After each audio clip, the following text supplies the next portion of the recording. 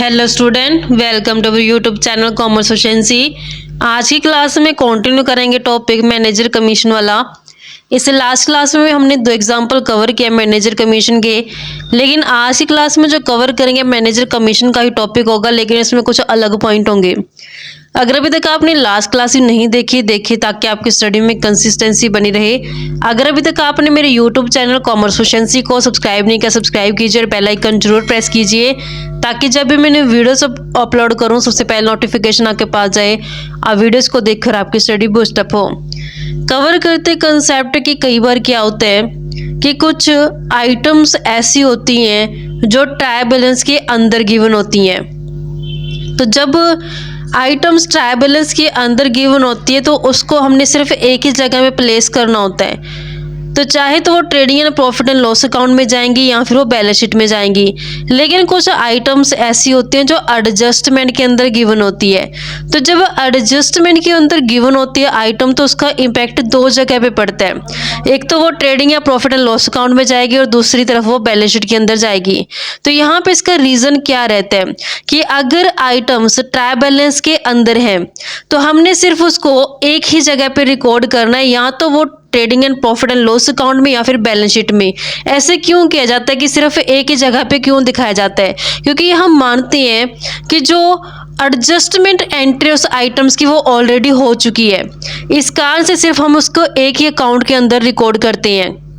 लेकिन जो items adjustment के अंदर गिवन होती है उसको हमने डबल एंट्री कंसेप्ट को कंप्लीट करने के लिए दो अकाउंट्स के अंदर है जो उसका इफेक्ट दिखाना होता है। जैसे एग्जांपल के लिए आउटस्टैंडिंग सैलरी एडजस्टमेंट के अंदर गिवन है। आउटस्टैंडिंग सैलरी का मतलब क्या है कि अभी तक सैलरी है जो पे करनी बाकी है, तो पे करनी पड़ेगी। तो इस कारण से लायबिलिटी होती है और इसका दो जगह पे इम्पैक्ट पड़ता है कि सैलरी एक्सपेंस होता है trading and profit and loss account के अंदर इसको दिखाया जाता है। तो हमने जब प्रॉफिट एंड लॉस अकाउंट की डेबिट साइड पे सैलरी दिखाएंगे तो सैलरी के अंदर ऐड कर देंगे आउटस्टैंडिंग सैलरी को, और वहीं दूसरी तरफ इसे बैलेंस शीट के अंदर लायबिलिटी साइड पे दिखाया जाएगा।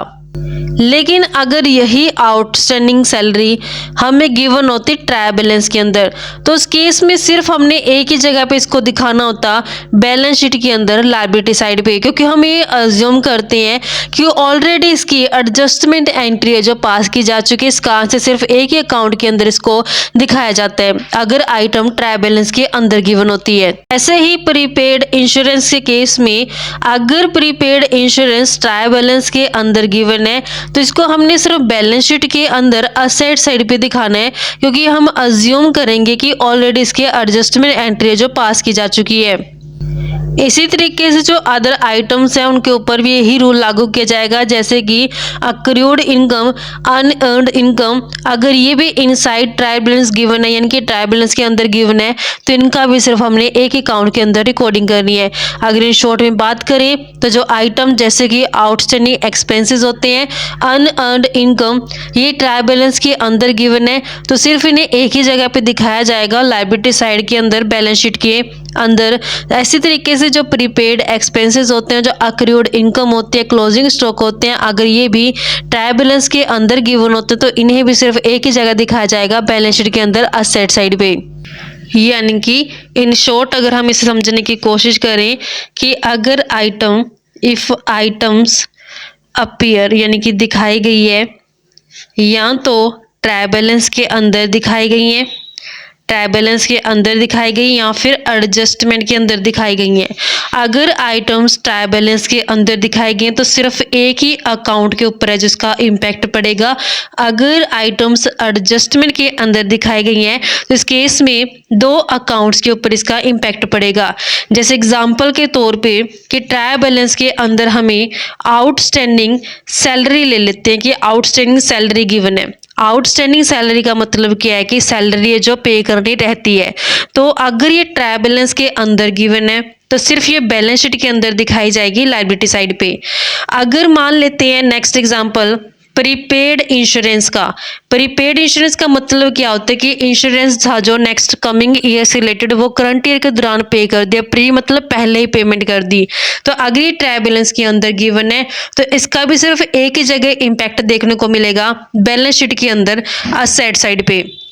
क्योंकि हम अज्यूम कर लेते हैं कि जब आइटम्स हमें ट्रायल बैलेंस के अंदर गिवन होते हैं तो उसके लिए ऑलरेडी एडजस्टमेंट एंट्री पास की गई है। आउटस्टैंडिंग सैलरी के केस में अज्यूम करते हैं कि ऑलरेडी ये सैलरी के अंदर इंक्लूड किया गया है। प्रीपेड इंश्योरेंस के केस में अज्यूम करते हैं ऑलरेडी डिडक्ट किया गया है इंश्योरेंस में से। इसका इम्पैक्ट सिर्फ हमें एक अकाउंट के ऊपर ही दिखाने पड़ता है।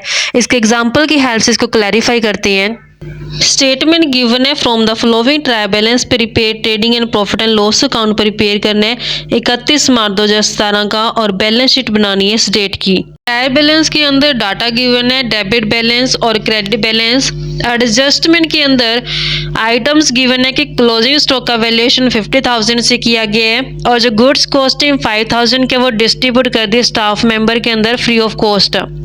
डेप्रिसिएशन एजेंट सैंपल के ऊपर लगा 25%। तो यहाँ पे हमारे पास एजेंट सैंपल गिवन है डेबिट बैलेंस के अंदर। अब ये डेबिट बैलेंस के अंदर एजेंट सैंपल गिवन है और यहाँ एडजस्टमेंट के ऊपर इसमें डेप्रिसिएशन चार्ज किया गया, तो मतलब ये असेट साइड दिखाए जाएंगे बैलेंस शीट के अंदर। राइट ऑफ करने एडवर्टीजमेंट डेवलपमेंट 30% से, यानी कि 30% तो हमने प्रॉफिट एंड लॉस अकाउंट के अंदर डेबिट कर देना और बाकी 70% हमने बैलेंस शीट के अंदर असेट साइड पे दिखाना है। राइट ऑफ करना 2200 बैड डेट के और प्रोविजन क्रिएट करना डाउटफुल डेट के ऊपर 5% से। प्रोप्राइटर ने विदड्रॉ कर ली 1000 प्राइवेट यूज के लिए और जो ये अमाउंट है जनरल एक्सपेंस के अंदर शामिल की गई है। चार्ज करना 5% manager commission net profit after charging his commission करके यहाँ पे कॉन्टीजेंट लायबिलिटी 20,000 की है कोर्ट केस के रिगार्डिंग, यानी कि कोर्ट केस के रिगार्डिंग 20,000 ऐसी लायबिलिटी है जो अराइज हो भी सकती है और नहीं भी हो सकती।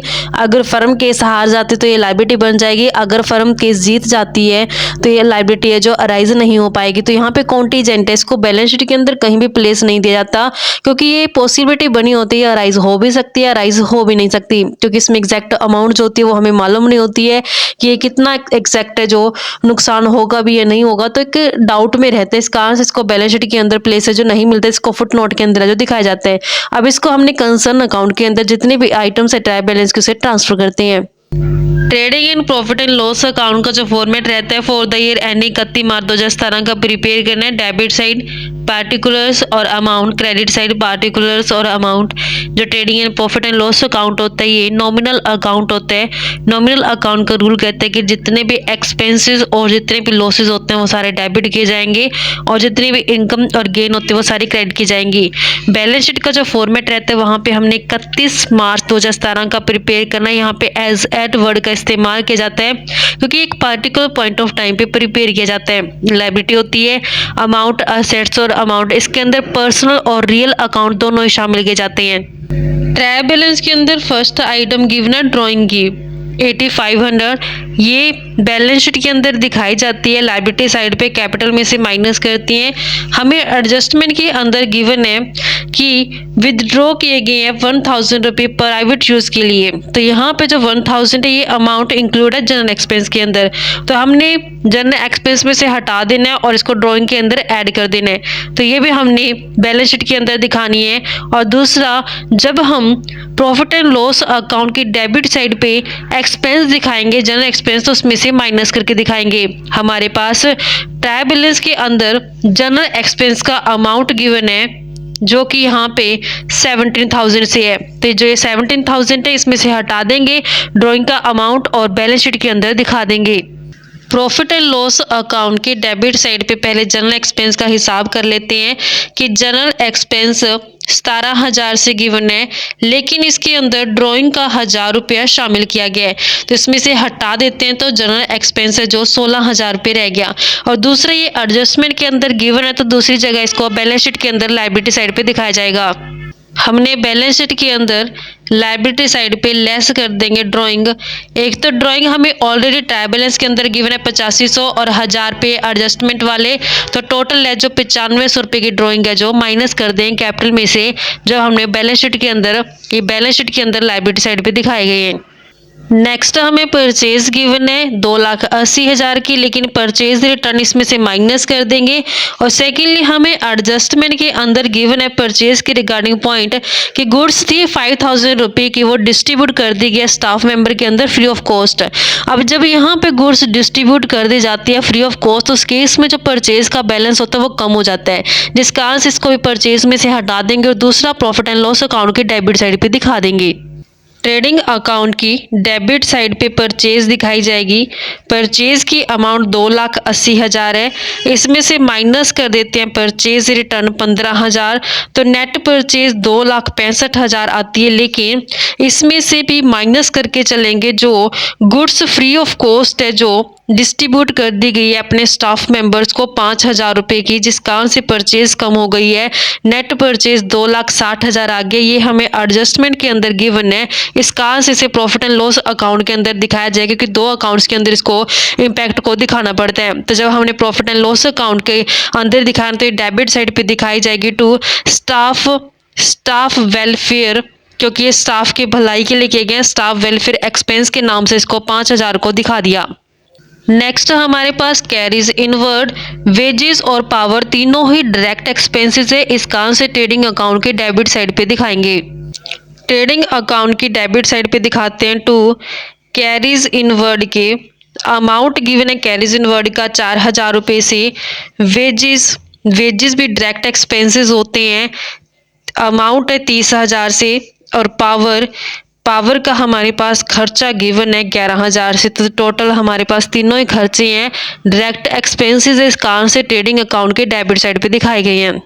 नेक्स्ट डेप्रिसिएशन ऑन मशीनरी है, टैब बैलेंस के अंदर गिवन है, सिर्फ इसको एक ही account profit and loss account के अंदर दिखाया जाएगा डेबिट साइड पे। प्रॉफिट एंड लॉस अकाउंट के डेबिट साइड दिखाएंगे टू डेप्रिसिएशन ऑन मशीनरी के नाम से, अमाउंट है 2,000 रुपये। नेक्स्ट एडवर्टाइजिंग डेवलपमेंट है, लेकिन इसके रिगार्डिंग हमारे पास एडजस्टमेंट गिवन है कि जो एडवर्टीजमेंट डेवलपमेंट का जो खर्चा है उसको राइट ऑफ करना है 30% से। तो 30% हिस्सा दिखाएंगे प्रॉफिट एंड लॉस अकाउंट के डेबिट साइड पे, 70% दिखाएंगे बैलेंस शीट के अंदर असेट साइड पे। प्रॉफिट एंड लॉस अकाउंट की डेबिट साइड पे एडवर्टाइजिंग डेवलपमेंट के नाम से दिखाते हैं। टोटल एडवर्टाइजिंग डेवलपमेंट का जो 15,000 दे रखा है, इसका 30% करेंगे तो हमारे पास बनता है 15,000 का 30% करके 4,500। ये हमने प्रॉफिट एंड लॉस अकाउंट की डेबिट साइड दिखा दिया। जो बाकी 70% बचता है वो हमने बैलेंस शीट के अंदर असेट साइड पे दिखा देना है। बैलेंस शीट के अंदर असेट साइड पे दिखाते हैं एडवर्टीजमेंट डेवलपमेंट के टोटल जो हमारे पास गिवन है अमाउंट वो है 15,000 का 70% करते हैं तो हमारे पास बैलेंस बनता है 10,500 से। ही हमने बैलेंस शीट के अंदर असेट साइड पे दिखा दिया है। नेक्स्ट आइटम टैब बैलेंस के अंदर गिवन है प्लांट एंड मशीनरी, गुडविल और एजेंट सैंपल, तीनों ही बैलेंस शीट के अंदर असेट साइड दिखाएंगे। लेकिन एजेंट सैंपल के ऊपर डेप्रिसिएशन है, कहते हैं डेप्रिसिएशन एजेंट सैंपल के ऊपर 25% है, तो चार्ज करके फिर दिखाया जाएगा बैलेंस शीट के अंदर। बैलेंस शीट में असेट साइड दिखाएंगे प्लांट एंड मशीनरी 70,000 से गिवन है, और जो गुडविल है गुडविल का अमाउंट 18,000 से गिवन है। नेक्स्ट हमारे पास एजेंट सैंपल हमारे पास अमाउंट गिवन है 6,000, लेस करते हैं डेप्रिसिएशन 25% जो कि 1,500 बनता है, माइनस करके 4,500 जो नेट बैलेंस आएगा। एडजस्टमेंट के अंदर गिवन है, इस कारण से एक तो हमने बैलेंस शीट के अंदर असेट साइड दिखा दिया, वहीं दूसरी तरफ प्रॉफिट एंड लॉस अकाउंट की डेबिट साइड दिखाएंगे। प्रॉफिट एंड लॉस अकाउंट की डेबिट साइड दिखाते हैं एजेंट सैंपल के ऊपर जो डेप्रिसिएशन लगाया गया है 1,500 रुपये से। नेक्स्ट ओपनिंग स्टॉक है, ट्रेडिंग अकाउंट की डेबिट साइड दिखाया जाएगा। ट्रेडिंग अकाउंट के जो डेबिट साइड से स्टार्टिंग होती है वो ओपनिंग स्टॉक से होती है, इस कारण से इसको स्टार्टिंग में लिखेंगे ओपनिंग स्टॉक के नाम से, अमाउंट है 35,000 रुपये से। नेक्स्ट डेटर्स है, लेकिन डेटर्स के रिगार्डिंग एडजस्टमेंट भी गिवन है कि राइट ऑफ कर देना 2,200 तो बैड डेट हो चुकी हैं, और जो बाकी रह गया बैलेंस उसके ऊपर 5% से प्रोविजन क्रिएट कर देना है। बैलेंस शीट के अंदर असेट साइड पे डेटर्स दिखाएंगे। डेटर्स का अमाउंट है 26,200, लेकिन इसमें से माइनस कर देंगे बैड डेट जो हो चुका है 2200 रुपये का, माइनस करके अमाउंट 24,000 बनता है। लेकिन इसके ऊपर भी प्रोविज़न क्रिएट कर देना है कि डाउट है कि अभी भी 5% डेटर रिकवर नहीं होंगे। 24,000 का 5% करेंगे तो अमाउंट बनता है 1200, तो माइनस करके 22,800 है जो नेट बैलेंस आएगा। अब ये दोनों ही हमें एडजस्टमेंट के अंदर गिवन है। इसका आंसर इसको प्रॉफिट एंड लॉस अकाउंट के अंदर दिखाया जाएगा। प्रॉफिट एंड लॉस अकाउंट की डेबिट साइड दिखाते हैं टू बैड डेट के नाम से। बैड डेट का अमाउंट 2200 हो चुका है, इसमें ऐड कर देते हैं जो नया प्रोविजन क्रिएट किया गया डाउटफुल डेट के ऊपर। अमाउंट बनता है 1200 से, तो 2200 प्लस 1200 करेंगे 3400 है। इसमें से माइनस करते हैं ओल्ड प्रोविजन जो हमें ट्रायल बैलेंस के अंदर गिवन है क्रेडिट साइड पे 2000 रुपये का। ओल्ड प्रोविज़न 2000 माइनस करेंगे तो बैलेंस बनता है 1400 रुपये से। नेक्स्ट हमारे पास कैश एट बैंक और कैश इन हैंड है, दोनों ही असेट्स है बैलेंस शीट के अंदर दिखाई जाएंगी। बैलेंस शीट के अंदर असेट साइड पे कैश इन हैंड का अमाउंट 22,800 है। नेक्स्ट हमारे पास कैश एट बैंक है, कैश एट बैंक का अमाउंट 16,000। नेक्स्ट आइटम सैलरी है, सैलरी एक्सपेंस है। प्रॉफिट एंड लॉस अकाउंट के अंदर डेबिट साइड दिखाई जाएगी। प्रॉफिट एंड लॉस अकाउंट की डेबिट साइड टू सैलरीज के नाम से अमाउंट है 47,000 रुपये। नेक्स्ट जनरल एक्सपेंस का हम कर चुके हैं ट्रीटमेंट। प्रीपेड एक्सपेंसेस इस बार ट्रायल बैलेंस के अंदर गिवन है। इस कारण से इसे हमने सिर्फ बैलेंस शीट के अंदर असेट साइड पे दिखाना है, ये अज्यूम करके कि इसकी ऑलरेडी एडजस्टमेंट एंट्री पास की जा चुकी है। बैलेंस शीट में असेट साइड पे दिखाएंगे प्रीपेड एक्सपेंस के 900 रुपये। Next item salaries to agent, rent and insurance, discount allow, तीनों ही इनडायरेक्ट एक्सपेंसेस हैं। प्रॉफिट एंड लॉस अकाउंट की डेबिट साइड दिखाएंगे। प्रॉफिट एंड लॉस अकाउंट की डेबिट साइड दिखाते हैं टू सैलरीज टू एजेंट, जो एजेंट को सैलरी दी गई है, रेंट एंड इंश्योरेंस, और नेक्स्ट हमारे पास डिस्काउंट जो अलाउ किया गया। तीनों का जो अमाउंट बनता है 21,000 से, 23,000 से और 7,000 से। सेल्स रिटर्न हो चुका है। कमीशन टू एजेंट भी इनडायरेक्ट एक्सपेंस है। प्रॉफिट एंड लॉस अकाउंट की डेबिट साइड दिखाएंगे। प्रॉफिट एंड लॉस अकाउंट की डेबिट साइड पे टू कमीशन टू एजेंट के नाम से दिखाई जाएगी अमाउंट 3200 रुपये से। नेक्स्ट ट्रायल बैलेंस के अंदर क्रेडिट बैलेंसेस गिवन है। कैपिटल, क्रेडिटर्स, आउटस्टैंडिंग एक्सपेंसेस, तीनों ही बैलेंस शीट के अंदर लायबिलिटी साइड पे दिखाएंगे। क्रेडिटर्स का अमाउंट गिवन है 45,000 से। क्रेडिटर्स के बाद हमारे पास आउटस्टैंडिंग एक्सपेंसेस गिवन है। आउटस्टैंडिंग एक्सपेंसेस का अमाउंट 9,000 से। कैपिटल का अमाउंट, जो कैपिटल है गिवन है ट्रायल बैलेंस के अंदर 1,50,000 से। रेंट रिसीव हुआ है, इस कारण से प्रॉफिट एंड लॉस अकाउंट के क्रेडिट साइड दिखाया जाएगा। ऐसे ही जो डिस्काउंट रिसीव हुआ है ये भी प्रॉफिट एंड लॉस अकाउंट की क्रेडिट साइड दिखाया जाएगा। प्रॉफिट एंड लॉस अकाउंट के क्रेडिट साइड पे दिखाएंगे बाय रेंट रिसीव के नाम से। रेंट रिसीव का अमाउंट 2,000 रुपये है। नेक्स्ट हमारे पास डिस्काउंट रिसीव हुआ है बाय डिस्काउंट रिसीव के, जो कि 3500 रुपये हैं। नेक्स्ट हमारे पास सेल्स गिवन है, लेकिन यहाँ पे सेल रिटर्न गिवन है। ट्रेडिंग अकाउंट की क्रेडिट साइड दिखाते हैं। ट्रेडिंग अकाउंट के क्रेडिट साइड पे दिखाएंगे बाय सेल्स। सेल्स का अमाउंट 4,40,000 है। माइनस करते हैं इसमें से सेल रिटर्न 2900, तो नेट सेल आता है 4,37,100 रुपये से। क्लोजिंग स्टॉक 50,000 है। ट्रेडिंग अकाउंट के क्रेडिट साइड और बैलेंस शीट में असेट साइड दिखाएंगे। ट्रेडिंग अकाउंट की credit side by closing stock के नाम से दिखाते हैं अमाउंट 50,000। बैलेंस शीट में असेट साइड दिखाएंगे। बैलेंस शीट में असेट साइड क्लोजिंग स्टॉक दिखाते हैं। क्लोजिंग स्टॉक का अमाउंट है 50,000 रुपये से। सभी आइटम्स एडजस्ट हो चुकी हैं, विद एडजस्टमेंट कंसीडर करते हैं। अब अकाउंट को क्लोज करते हैं। अकाउंट को जब हम क्लोज करेंगे तो क्रेडिट साइड का टोटल बनता है 4,87,100 रुपये से, तो डेबिट साइड भी 4,87,100 बनना चाहिए। लेकिन यहाँ पे बैलेंसिंग फिगर आती है 1,47,100 जो कि ग्रोस प्रॉफिट की है, तो ग्रोस प्रॉफिट को कैरी डाउन किया जाएगा। तो जब हमने प्रॉफिट एंड लॉस अकाउंट की शुरुआत करनी है तो by gross profit brought down करेंगे अमाउंट ग्रोस प्रॉफिट का 1,47,100 से। अब हमने पहले प्रॉफिट कैलकुलेट करना है क्योंकि मैनेजर का कमीशन भी कैलकुलेट किया जाएगा। पहले अकाउंट क्लोज करते हैं प्रॉफिट एंड लॉस अकाउंट का और प्रॉफिट कैलकुलेट करते हैं कितना बनता है before manager commission. Profit and loss account के अंदर क्रेडिट साइड का जो टोटल बनता है अमाउंट 1,52,600, डेबिट साइड का टोटल भी 1,52,600 बनना चाहिए। लेकिन यहाँ पे प्रॉफिट बचता है 21,000 का। जो ये प्रॉफिट है इसे अभी बैलेंस बोलेंगे, बैलेंस क्लोजिंग बैलेंस, क्योंकि अभी तक इसमें से मैनेजर का कमीशन चार्ज नहीं किया गया। अब हमने मैनेजर का कमीशन चार्ज करना है तो यही बैलेंस नेक्स्ट है जो ब्रॉट डाउन कर देते हैं बाय बैलेंस बीडी के नाम से 21,000। अब प्रॉफिट है जो आफ्टर चार्जिंग सच कमीशन है, और जो मैनेजर का कमीशन वो आउटस्टैंडिंग कमीशन जो माना जाता है। इस कारण से इसको हमने मैनेजर का कमीशन फर्म के पॉइंट ऑफ व्यू से एक्सपेंस होता है, इसको डेबिट साइड दिखाएंगे। मैनेजर कमीशन के नाम से प्रॉफिट 21,000 है, जो रेट है वो 5% है। जब आफ्टर चार्जिंग सच कमीशन वर्ड यूज किया जाता है तो हमने 100 के अंदर रेट को ऐड कर देना होता है। तो यहाँ पे 100 की बजाय 105 है जो आ जाता है, तो मैनेजर का कमीशन 1000 बनता है। जब हम इस अकाउंट को क्लोज करते हैं तो टोटल हमारे पास 21,000 क्रेडिट साइड का है, डेबिट साइड भी 21,000 बनना चाहिए, लेकिन 1000 उसमें से मैनेजर का कमीशन कट करके 20,000 है जो नेट प्रॉफिट आता है। टू नेट प्रॉफिट ये ट्रांसफर कर दिया जाता है बैलेंस शीट के अंदर, लायबिलिटी साइड पे कैपिटल में ऐड करते हैं इसे।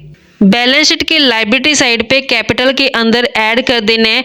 जो हमारे पास नेट प्रॉफिट आया है, नेट प्रॉफिट 20,000 आया है, 150 प्लस 20 करेंगे तो 1,70,000 बनता है। लेकिन इस 170 में से अभी हमने ड्राइंग का जो माइनस कर देना जो कि 9500 है, तो हमारे पास बैलेंस बनता है 1,60,500 का। और सेकेंडली जो मैनेजर का कमीशन होता है आउटस्टैंडिंग एक्सपेंस माना जाता है, इस कारण से इसको अभी हमने लायबिलिटी साइड पे दिखा देना है। यहाँ पे आउटस्टैंडिंग मैनेजर कमीशन के नाम से जो कि 1000 रुपये बनता है। अब बैलेंस शीट को हम क्लोज करते हैं तो टोटल जो बनता है इसका लायबिलिटी साइड का वो आता है 2,15,500 से, और असेट साइड का टोटल भी 2,15,500 बनते हैं, यानी कि दोनों ही असेट्स और लायबिलिटी जो इक्वल आ चुकी हैं। तो हमारा समय जो बिल्कुल ठीक है। इस तरीके से बच्चों हमारे पास एक कंसेप्ट बनता था मैनेजर कमीशन का, इसी के साथ ही कंप्लीट होता है। नेक्स्ट क्लास में कवर करेंगे expenditure, capital expenditure, revenue expenditure का कंसेप्ट। ऐसे ही रेगुलर क्लासेस के लिए आप मेरे यूट्यूब चैनल कॉमर्स एफिशिएंसी को सब्सक्राइब, लाइक और शेयर करें। बेल आइकन जरूर प्रेस करें ताकि जब भी मैंने वीडियोस अपलोड करूं सबसे पहले नोटिफिकेशन आपके पास जाए। आप वीडियोस को देखकर आपकी स्टडी बूस्ट अप हो।